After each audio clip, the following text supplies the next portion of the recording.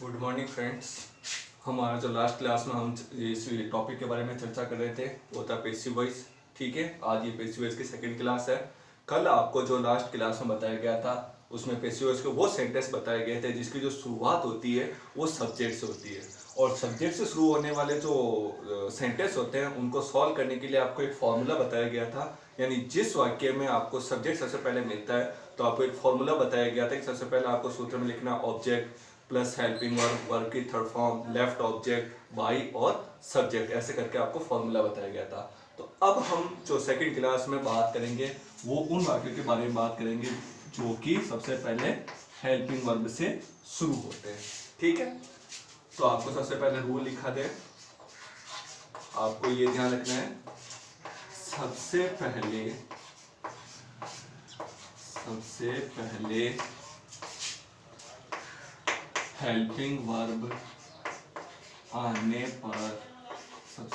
Helping verb आने पर आपको सूत्र यूज करना है।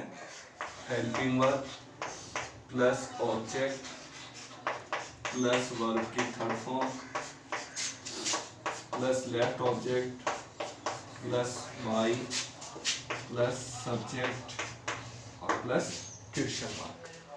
बस इसी को ध्यान में रखना है। सबसे पहले आपको हेल्पिंग वर्ब आने पर सबसे पहले सूत्र जो है फॉर्मूला आपको पहले बताया गया था। जो फॉर्मूला वो सब्जेक्ट्स के मतलब जो उसमें सबसे पहले सब्जेक्ट आ रहा था तो आपको सबसे पहले करना था ऑब्जेक्ट के बाद आप लिखते थे हेल्पिंग वर्ब, फिर वर्ब की थर्ड फॉर्म, फिर लेफ्ट ऑब्जेक्ट, फिर बाई, फिर सब्जेक्ट। लेकिन अब जो आपका क्वेश्चन आएगा उसमें सबसे पहले आपको क्या मिलेगी, हेल्पिंग वर्ब। हेल्पिंग वर्ब मिलने पर आपको जो फॉर्मूला था उसमें सिर्फ इतना सा परिवर्तन, उसमें इतना सा संशोधन किया गया है कि जो हेल्पिंग वर्ब है वो आपके वर्ब से पहले यानी ऑब्जेक्ट से पहले लिख दी जाएगी और एंड में आपको क्वेश्चन मार्क लगाना है। इसी के साथ आपका ये फॉर्मूला बनेगा। बाकी आपको जो नॉर्मल बातें दी रखी थी वो सारी आपको यूज करनी है। एक चीज और लिख दे में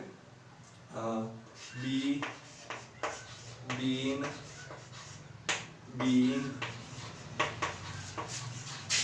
आदि, एक साथ में ये भी लिख दे में नॉट आदि वर्ब के पहले लिखना है। दोस्तों आपको बस एक चीज ये ध्यान रखनी है कि आप इस पैसिव में आपको बताया गया था कल की क्लास में कि सबसे पहले अगर आपके मॉडल आते हैं तो मॉडल के साथ आपको लगाना पड़ता है। आपको एच वाली जो भी हेल्पिंग वर्ब जैसे हैज, हैव, हैड आते हैं तो उनके साथ लगाना पड़ता है आपको बीन। और जब वर्ब में आईएनजी लिखा हुआ होता है तो आपको पहले बीइंग लिखना पड़ता है और वर्ब की थर्ड फॉर्म लिखनी पड़ती है। ठीक है ना। तो ये जो कुछ नियम आपको कल बताए गए थे लास्ट क्लास में, उनके साथ साथ आपको अब एक चीज और ध्यान रखनी की नॉट। ठीक है, अगर आपको बी लगाना हो, चाहे बीइंग लगाना हो, चाहे बीइंग लगाना हो, चाहे नॉट भी लगाना हो, तो ये सारी चीज पैसिव वॉइस का कोई सा भी सेंटेंस आपको सॉल्व करने के लिए दिया जाए तो ये जो सारी चीजें हैं वो आपको बस ये ध्यान रखना है उनको कहाँ लगाना है, वर्ब के पहले लगाना है, यानी वर्ब के पहले लिखना है। ये जो वर्ब दिख रही है आपको इसके पहले आप बाकी शब्द लगाओगे। जो आपको कहा जा रहा है हेल्पिंग वर्ब की जगह रहेगी, ऑब्जेक्ट की जगह रहेगा, वर्ब की जगह भी रहेगा, लेफ्ट ऑब्जेक्ट, बाई, सब्जेक्ट सब अपनी जगह पर रहेंगे। परंतु आपको ध्यान रखना है कि बी, बीन, बीइंग, नॉट, ये जो सारी वर्ब है वो सब आपको कहाँ, ये जो सारे वर्ड्स है वो कहाँ लगाने हैं, वर्ब के पहले लगाने, यानी वर्ब के पहले लिखने हैं। उसके साथ आपको एक और चीज ध्यान में रखनी है कि यदि आपको डू या डज हेल्पिंग वर्ब मिले तो आपको उसको किस में बदलना है, इज, आर, एम। ठीक है, आपको जब भी हेल्पिंग वर्ब मिले, डू या डज मिले तो आप उसको किस में चेंज करोगे, इज, आर और एम में। ठीक है, और जो दूसरी हेल्पिंग वर्ब है डिड, यदि आपको डिड मिले तो आपको उसको किस में चेंज करना है, या तो वॉज में या फिर वर्ब में। ठीक है, जिस प्रकार हम इनडायरेक्ट स्पीच में करते थे डू डज डिड नॉट आने पर यूज करते थे वरना यूज नहीं करते थे, वैसा सिस्टम इसमें भी रहेगा। ठीक है, डू डज जो है अगर आपको हेल्पिंग वर्ब मिले तो आप उसको किस में बदल दोगे, इज, आर, एम में। ठीक है, और डिड हेल्पिंग वर्ब आपको मिले तो आप उसको किस में बदल दोगे, वाज या वर्ब में। ठीक है, अब हम पहला सेंटेंस यहाँ पर लिखते हैं और उसे सॉल्व करने की कोशिश करते हैं।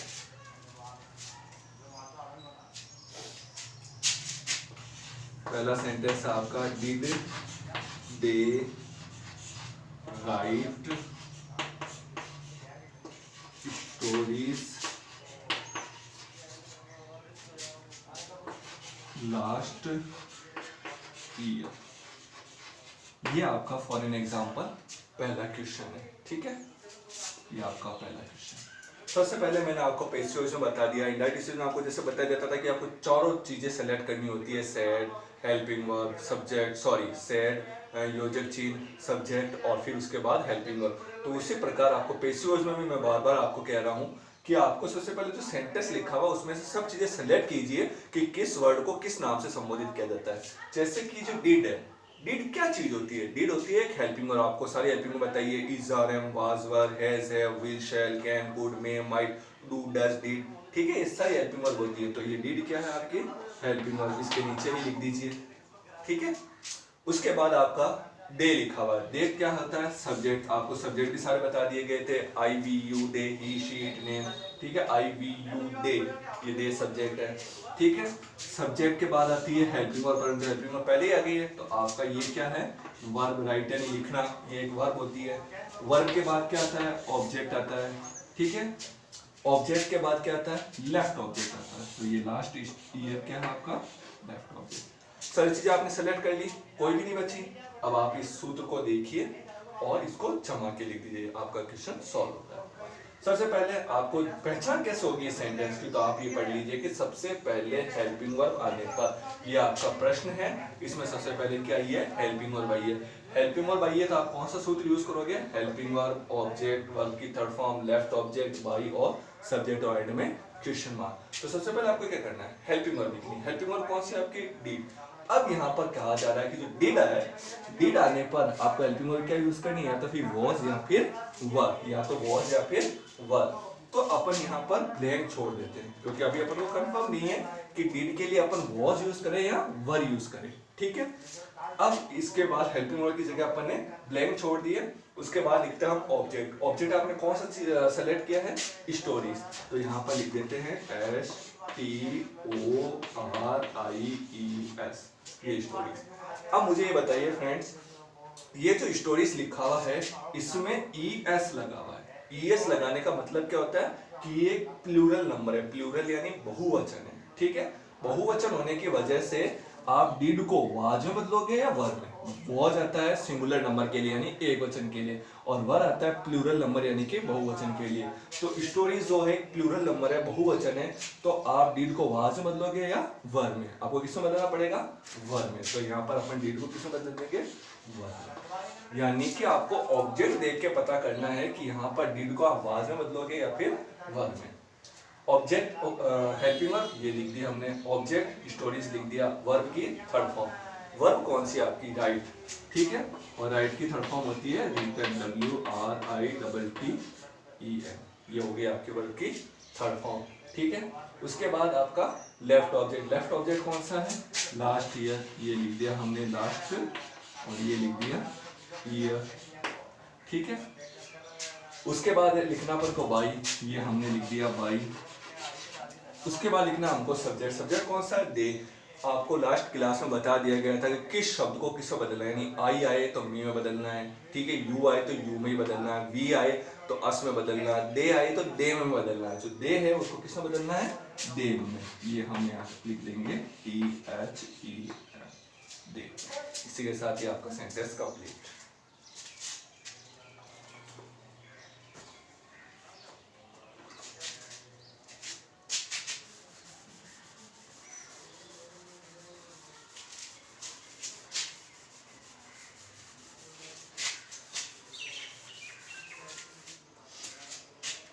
Next sentence, may I take it, may I take it, ये आपका सेंटेंस लिखा हुआ है। जैसा कि बार बार बताया जा रहा है, सबसे पहले आप इस प्रश्न में से जो जो वर्ड्स लिखे हुए हैं उनको सेलेक्ट कर लीजिए कि किस वर्ड को आप किस नाम से संबोधित करते हो। सबसे पहले जो है मे है, एक मॉडल भी है और आप इसको हेल्पिंग वर्ब में भी काउंट करते हो, तो ये आपकी हो गई हेल्पिंग वर्ब, ठीक है। आई क्या है? आई एक सब्जेक्ट है, ठीक है। सब्जेक्ट के बाद क्या आता है, हेल्पिंग वर्ब आती है, हेल्पिंग वर्ब पहले ही आ गई, ठीक है। तो ये आपकी क्या है, टेक यानी लेना, ये आपकी वर्ब हो गई। और वर्ब के बाद क्या था, ऑब्जेक्ट। हालांकि मैंने आपको बताया कि इट ऑब्जेक्ट होने के साथ साथ सब्जेक्ट भी होता है, ही शी इट नेम, ये सब्जेक्ट भी होता है, लेकिन इसकी जगह कहाँ पर है, ये वर्ब के बाद आ रहा है। वर्ब के बाद आ रहा है, इसका मतलब ये आपका क्या है, ऑब्जेक्ट है, सब्जेक्ट नहीं है, ठीक है। इट सब्जेक्ट होता है, लेकिन अपने ये शब्द लिखा हुआ है वर्ब के बाद, वर्ब के बाद लिखा हुआ है, यानी कि ये क्या है, एक ऑब्जेक्ट है, ठीक है, सब्जेक्ट नहीं है। अब आपको सबसे पहले हेल्पिंग वर्ब मिली है, सबसे पहले हेल्पिंग वर्ब आने पर कौन सा सूत्र लगाओगे, कि सबसे पहले आपको हेल्पिंग वर्ब भी लिखनी है, ये लिख दिया अपन ने में। उसके बाद आपको क्या लिखना है, ऑब्जेक्ट। ऑब्जेक्ट कौन सा आपका, इट। उसके बाद लिखनी है आपको वर्ब की थर्ड फॉर्म, वर्ब कौन सी आपकी, टेक। टेक की थर्ड फॉर्म टेकन, वर्ब की थर्ड फॉर्म। फिर आपको लिखना है लेफ्ट ऑब्जेक्ट, ऑब्जेक्ट के बाद आता है लेफ्ट ऑब्जेक्ट, है ही नहीं, ठीक है। फिर आपको लिखना है बाई, ये लिख दिया हमने बाई। फिर आपको लिखना है सब्जेक्ट, सब्जेक्ट कौन सा आपका, आई। आई को मैंने किस में बदलने के लिए कहा, मी। आई को बदलते हैं हम मी में, और एंड में क्वेश्चन मार्क। अब इसमें कुछ एक मिस्टेक की है हमने, जो आप ध्यान से देख लीजिए। अब यहाँ पर लिखा हुआ M A Y, M A Y में एक मॉडल भी होता है, can, could, shall, should, may, might, ये सब मॉडल होते हैं। मॉडल के साथ अपन ने लास्ट क्लास में बात की थी कि मॉडल के साथ अपन को क्या लगाना पड़ता है, बी। हैज है, हेड के साथ बीइंग, और वर्ब में आईएनजी आने पर बीइंग, ठीक है। तो ये मॉडल है, मॉडल के साथ क्या करना है, बी लगाना है। परंतु मैंने आपको बता दिया है कि ये जो हेल्पिंग वर्ब वाले सेंटेंस होते हैं, उनमें चाहे बी लगा रहे हो, बीइंग लगा रहे हो, बीइंग लगा रहे हो, नॉट लगा रहे हो, जो भी लगा रहे हो, वो सब कहाँ लगाना है, वर्ब के पहले, यानी जो वर्ब है आपके इसके पहले लगाओ। यानी मॉडल के साथ क्या लगता है, बी, तो अपन ने यहाँ पर बी लगा दिया। ये आपका सेंटेंस कंप्लीट।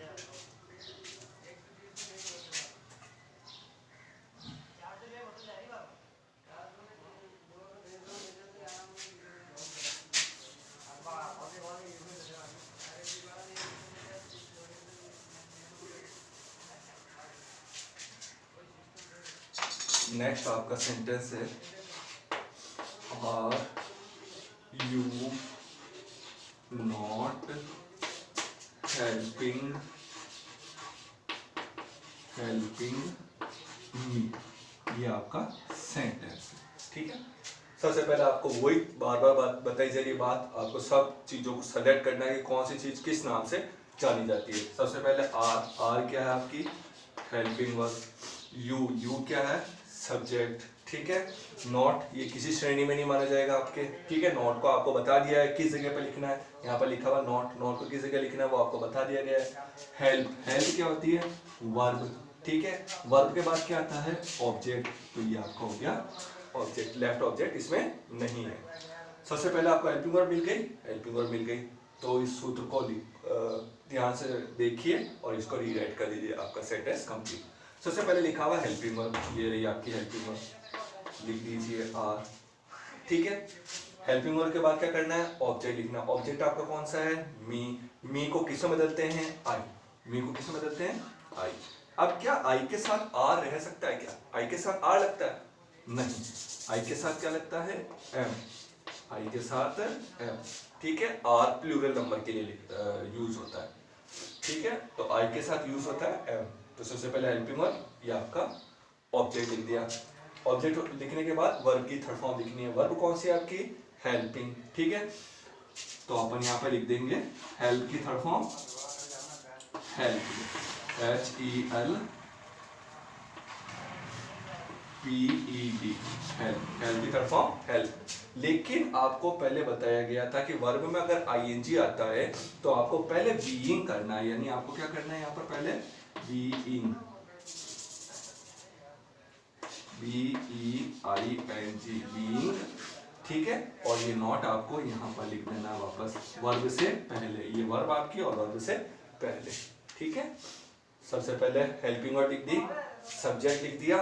अब हेल्पिंग, सॉरी ये ऑब्जेक्ट है, हेल्पिंग लिखा हुआ है, ठीक है। वर्ब में ING आ रहा है, वर्ब में ING आ रहा है, यानी आपको क्या करना है, पहले बीइंग लगाना है, फिर वर्ब की थर्ड फॉर्म लगानी है, ठीक है। और नॉट जो होगा वो कहाँ रहेगा, आपके वर्ब से पहले रहेगा, ठीक है।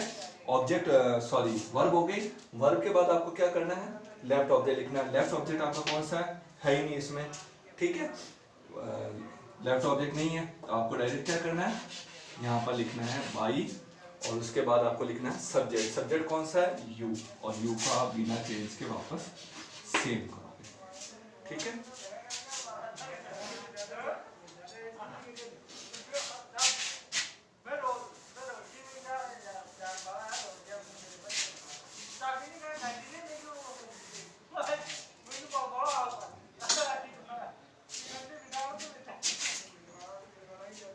Next, does she, does Rahul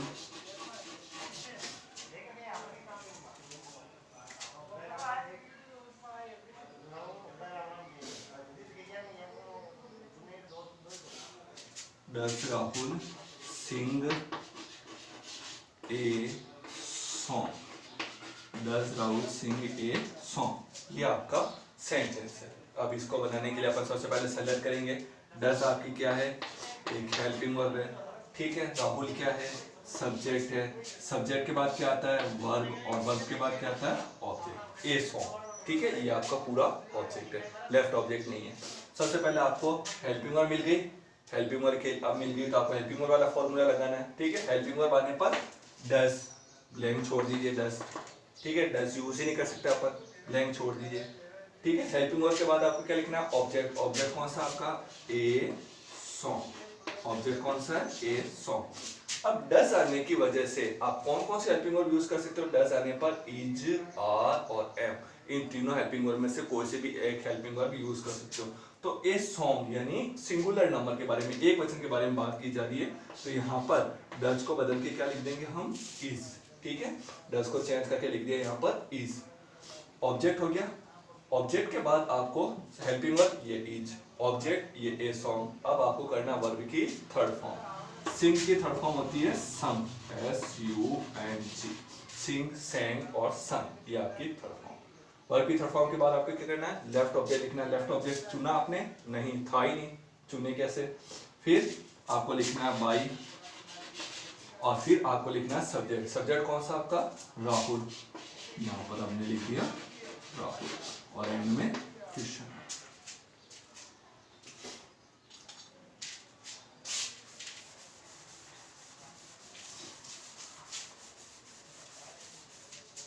हाँ, अगला सेंटेंस हमारा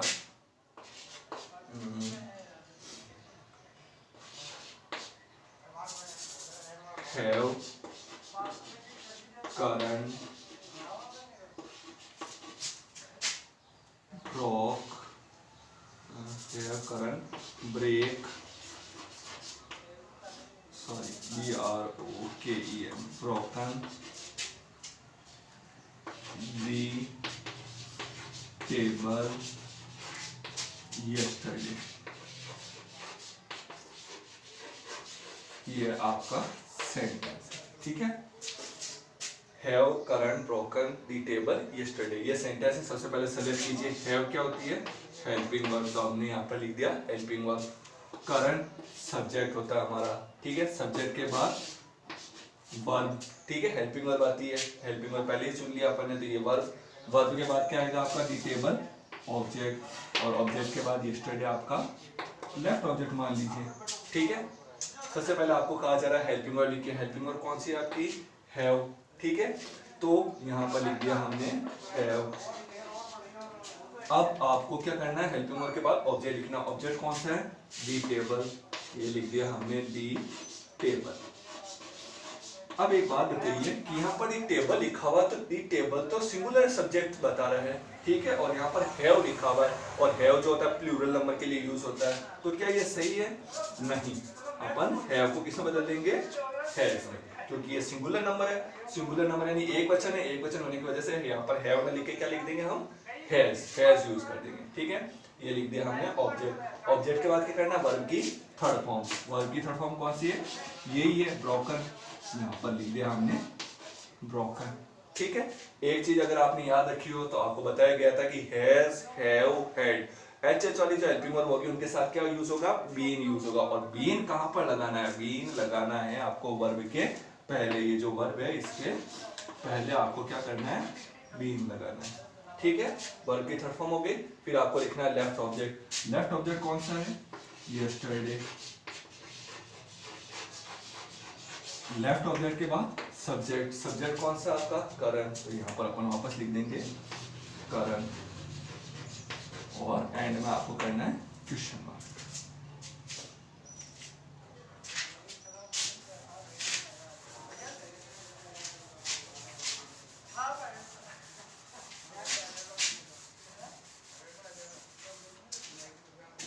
last sentence,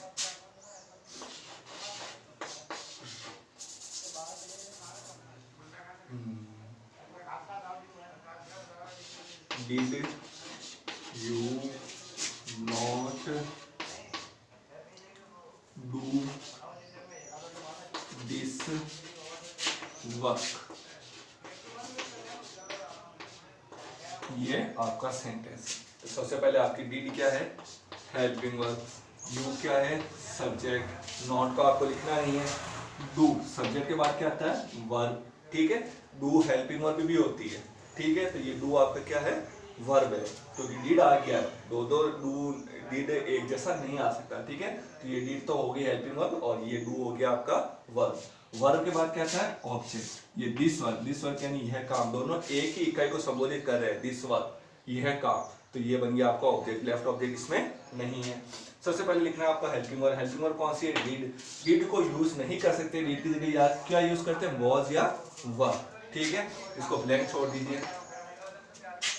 helping verb blank छोड़ दी। ऑब्जेक्ट, ऑब्जेक्ट कौन सा आपका, दिस वर्क। यहाँ पे लिख दिया हमने दिस वर्क। ठीक है, दिस वर्क। अब मुझे ये बताइए कि डिड के लिए दिस वर्क एक सिंगुलर सब्जेक्ट, दिस से ही पता चल जाएगा आपको कि सिंगुलर सब्जेक्ट है। ठीक है, तो सिंगुलर सब्जेक्ट के साथ अपन डिड को अब चेंज करने वाले हैं। डिड को चेंज करने के लिए अपने पास दो ऑप्शन है, वॉज या वर।